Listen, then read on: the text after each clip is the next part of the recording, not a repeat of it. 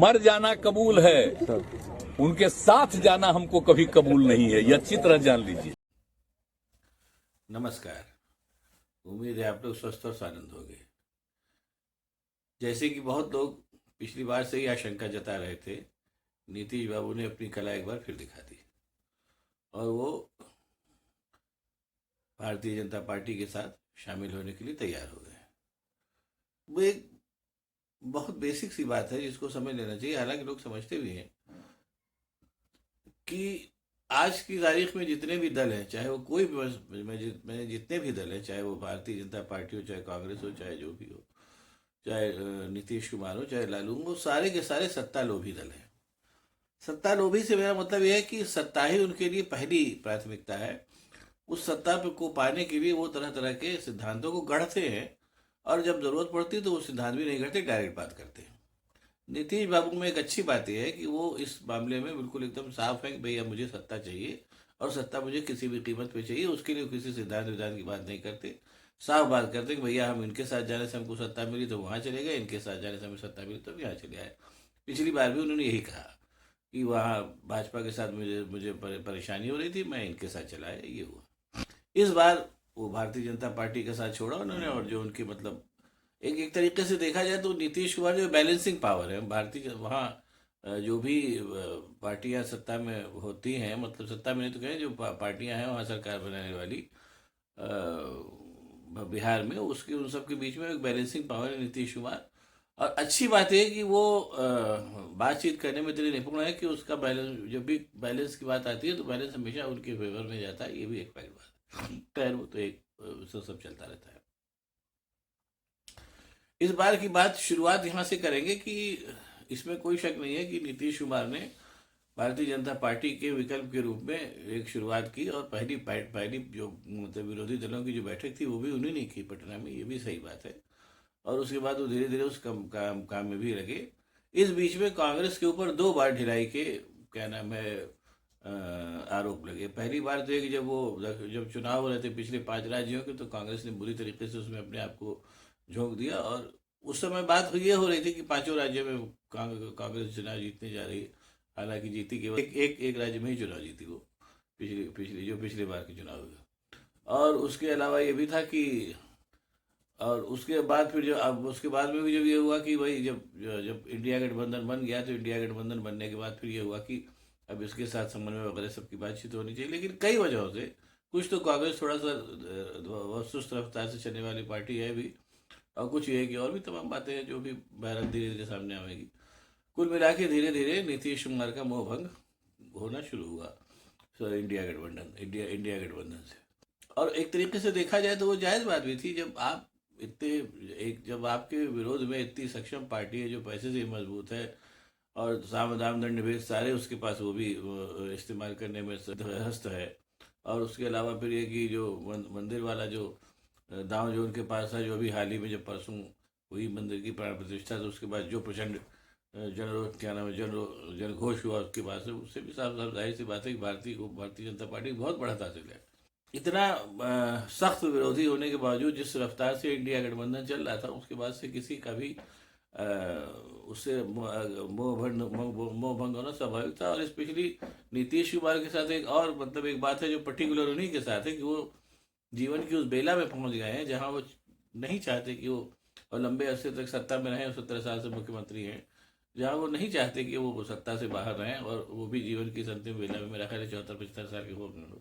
ऐसे में भारतीय जनता पार्टी, जो कि इसमें कोई शक नहीं कि सत्ता में बने रहने के लिए सारे अचूक नुस्खे उसको मालूम है, उसने फिर दांव खेला। और भारतीय जनता पार्टी के साथ एक बात और है कि इस समय पूरे भारत में और केंद्र में तो सत्ता में है, लेकिन कई राज्यों में स्थिति गड़बड़ है भारतीय जनता पार्टी को लेकर के, जो उसकी सीटें घटा सकती है।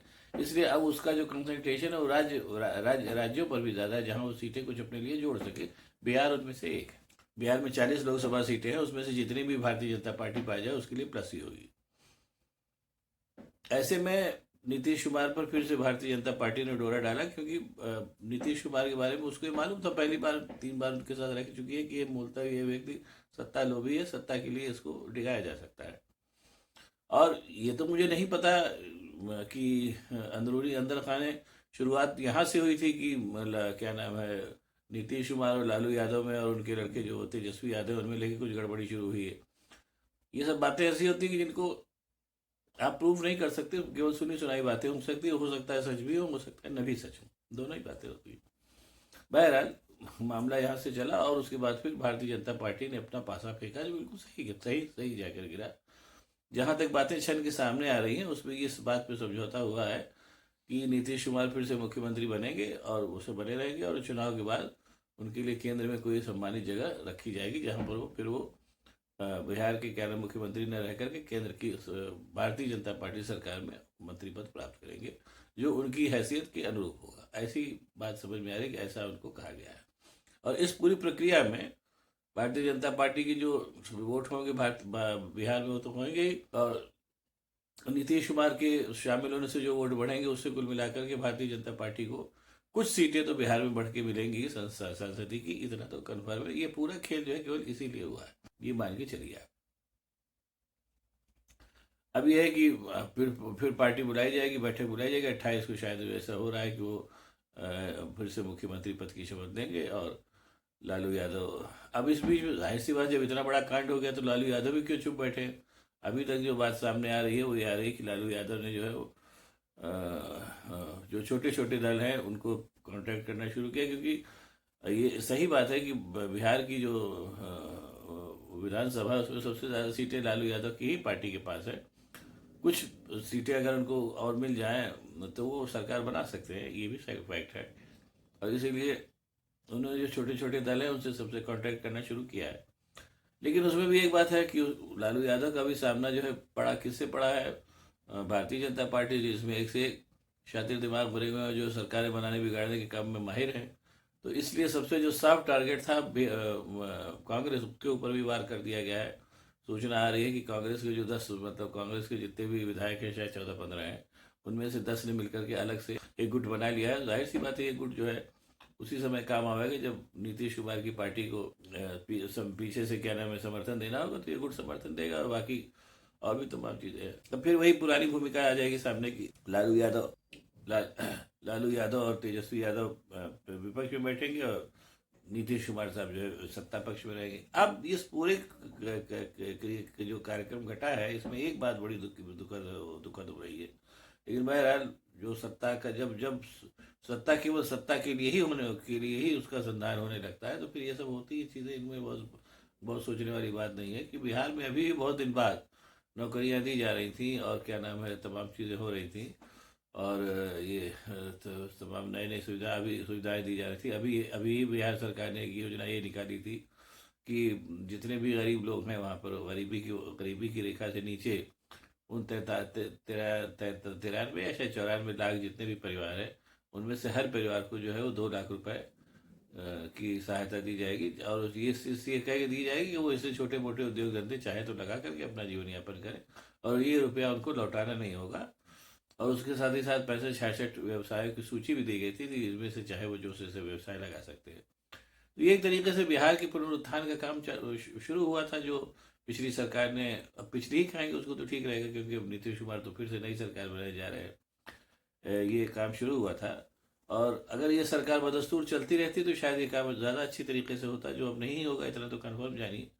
बहरहाल अब इतना एक बात अब बिल्कुल कन्फर्म हो गई है कि इंडिया का जो गठबंधन है उसकी चाल झाल जो है कम से कम फिलहाल अब इतनी तेज नहीं दिखाई देती कि वो भारतीय जनता पार्टी का मुकाबला कर सके। ममता बनर्जी ने भी अपना वो रंग दिखा दिया है कि मैं बंगाल में अकेले लड़ूंगी। तो इसलिए अब अपनी, हालांकि एक बात ये भी है, फैक्ट है, मानना पड़ेगा ये कि राहुल गांधी की जो जन यात्रा है, जो न्याय यात्रा है, उसमें बहुत बड़ी संख्या में लोग उभर रहे हैं, जैसे कि उस समय भी उभरे थे जब वो पिछली अपनी भारत यात्रा पे आए थे।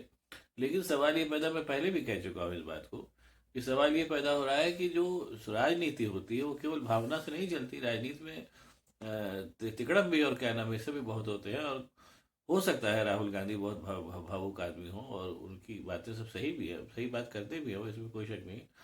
लेकिन ये भी फैक्ट है कि उनका सामना एक बेहद तिकड़मी पार्टी से पड़ा हुआ है, उससे वो कैसे निपटेंगे ये तो समझ में नहीं आता। इतना तो कन्फर्म हो चुका है कि न्याय यात्रा और भारत यात्रा से कम लोग भावुक तो हो सकते हैं ना, लेकिन भारतीय जनता पार्टी का मुकाबला ऐसी यात्राओं से नहीं किया जा सकता। इसके लिए उतनी ही ताल तिकड़म चाहिए जितनी भाजपा के पास है। अब देखिए क्या होता है। बहरहाल सबसे अच्छी बात है कि अपने नीतीश कुमार साहब ने एक बार फिर रंग दिखा दिया है और भाजपा के साथ चले गए।